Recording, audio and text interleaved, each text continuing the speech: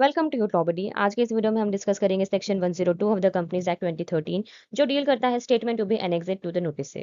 आज हम समझेंगे एक्सप्लेनेटरी स्टेटमेंट क्या होता है, कौन सी इन्फॉर्मेशन डिस्क्लोज करनी कंपलसरी है, ऑर्डिनरी और स्पेशल बिजनेस में डिफरेंस क्या है, documents inspection rule, non disclosure के कॉन्सिक्वेंसेज और पेनल्टी प्रोविजंस। तो चलिए इस सेक्शन को समझना शुरू करते हैं। सेक्शन 102 सब सेक्शन 1 के अकॉर्डिंग एक्सप्लेनेटरी स्टेटमेंट मतलब है कि जब भी जनरल मीटिंग में कोई स्पेशल बिजनेस ट्रांजैक्ट होना हो तो नोटिस के साथ एक एक्सप्लेनेटरी स्टेटमेंट अटैच करना कंपलसरी है। इस स्टेटमेंट में इंपॉर्टेंट मटेरियल फैक्ट्स मेंशन किए जाएंगे।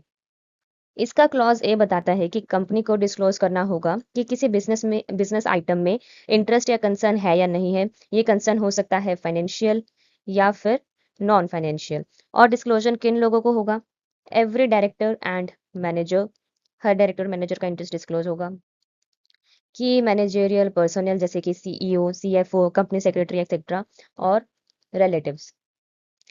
इन डायरेक्टर्स, मैनेजर्स और केएमपीस के रिलेटिव्स का इंटरेस्ट भी डिस्क्लोज करना कंपलसरी है। नेक्स्ट है क्लॉज बी। ये बताता है कि स्टेटमेंट में वो सारी इन्फॉर्मेशन भी देनी होगी जो मेंबर्स को हेल्प करे बिजनेस का मीनिंग समझने में, स्कोप समझने में, इम्प्लीकेशंस और प्रॉपर डिसीजन लेने में। मतलब एक्सप्लेनेटरी स्टेटमेंट कंप्लीट और इन्फॉर्मेटिव होनी चाहिए। नेक्स्ट सबसेक्शन 2 बात करता है कि आखिर स्पेशल बिजनेस होता क्या है। ये सबसेक्शन बताता है कौन सा बिजनेस स्पेशल बिजनेस माना जाएगा।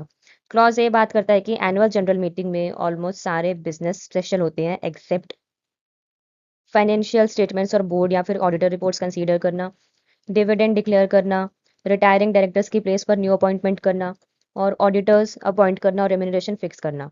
ये सब ऑर्डिनरी बिजनेस माना जाता है। इनके अलावा एजीएम में जो भी बिजनेस होगा वो स्पेशल बिजनेस होगा।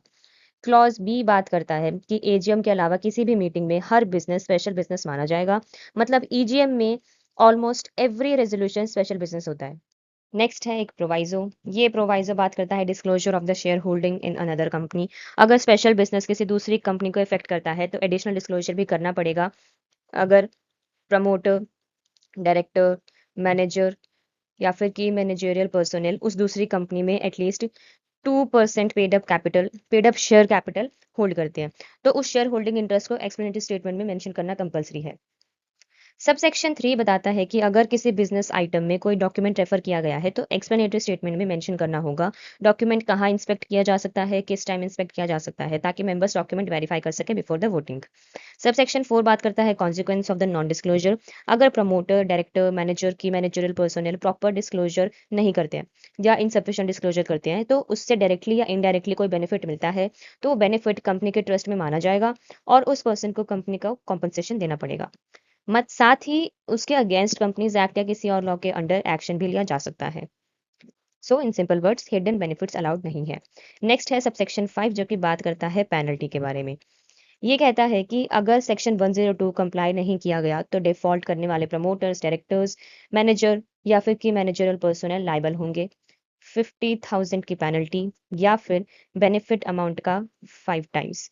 जो भी अमाउंट हायर होगा वो पेनल्टी लगेगी।